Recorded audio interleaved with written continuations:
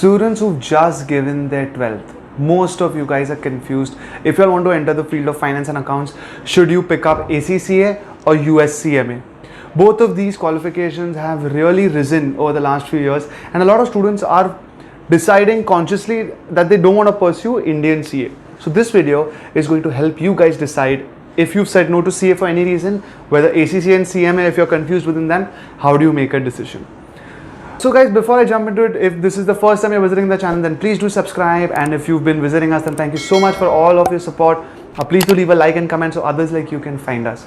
Alright, now before I jump into the details, right, we made detailed videos on all the features of ACCA, all the features of CMA, the details of the course, the scope, the eligibility. So first of all, if you all are not aware about the features of the courses, do have a look at these videos, because in this video I'm just going to cover the decision that you all have to make. So which one should you do, assuming you've given your 12th, right?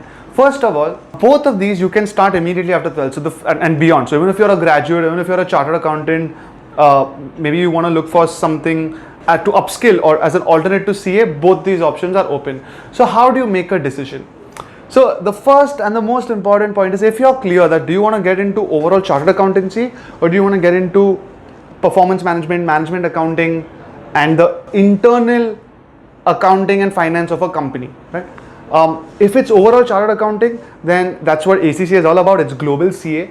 CMA is international costing or management accounting. And I'm going to tell you all the benefits of both, because I personally feel that if I had the choice back when I was deciding and I was aware about all these details, I would have made a very deliberate choice out of the points I'm going to tell you all. So ACCA, why do you do it? Number one, of course, international exposure. Second, you become almost equivalent to that of an Indian CA, and in other countries you are the CA. So you cover everything. You cover accounts, reporting, financial management, costing, audit, tax, international law, and you become a holistic chartered accountant. So if your goal is that I don't know what I want to do, I want to keep my base open, I'm open to studying hard and then reaping the rewards by putting one foot in front of the other, you should do ACCA, because it's so powerful. It's like a chartered accounting course that you can do in 2 to 3 years, which has recognition not only in India but across the world. It's the quickest way for a commerce student to have a very powerful and reliable qualification. So that's your goal. You should do ACCA. What should your thought process be if you want to do CMA? First, CMA is also international as well as recognized in India. So but if it's international bid, you can actually do both, right? Don't stress on that. What about the actual learning, right? So CMA is something which is very interesting for a lot of people and very uninteresting for some. So this is where most of you all can make a decision. Learning CMA helps you make decisions for organizations using numbers.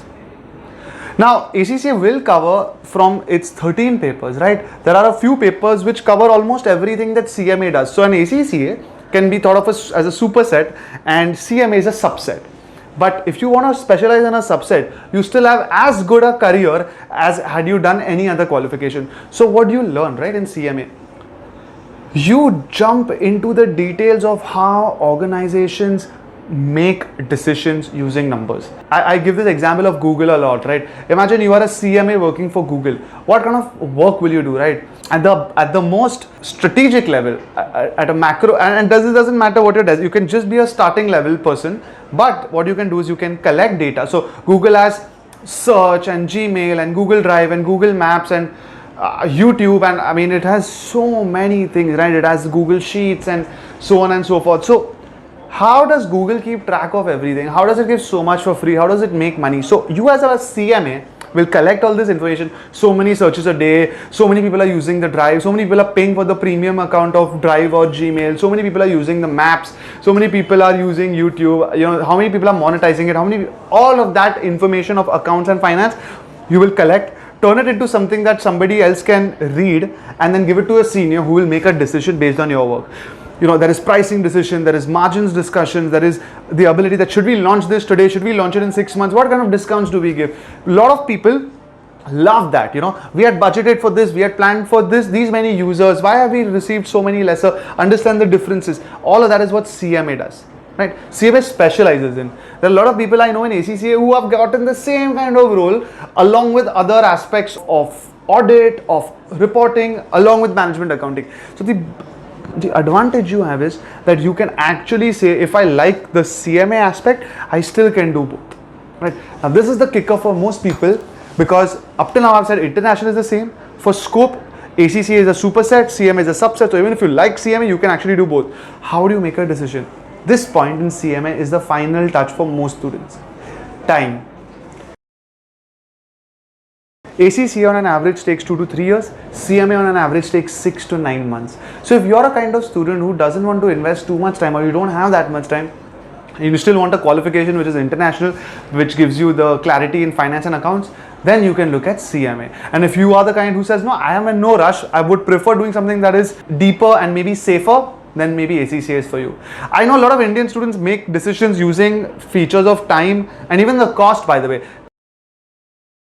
ACCA is approximately 4 lakhs over a period of 3 years if you give all the papers. CMA is approximately 1.5 lakhs over a period of 6 to 9 months. So cost is an advantage. Now, while I don't recommend you guys to take a decision on time or cost, I've seen that if most students are neutral with respect to the scope of the program and what you learn in the program, then the decisions they make is based on the time and the cost aspect, and here is where you can make a decision. So guys, I hope that if some of you all are confused, either the first major qualities of the scope and what you learn in the course, that's what I will recommend you aim at first.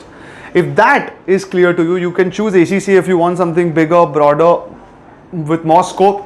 If you want to specialize in the management accounting and internal decisions, then you can do CMA. But if you're open to a longer program, I would recommend ACCA. If you are in a hurry, I would recommend CMA. If I've missed anything, if you have any other points, leave them in the comments and let us know what else we can do for you all. Thank you.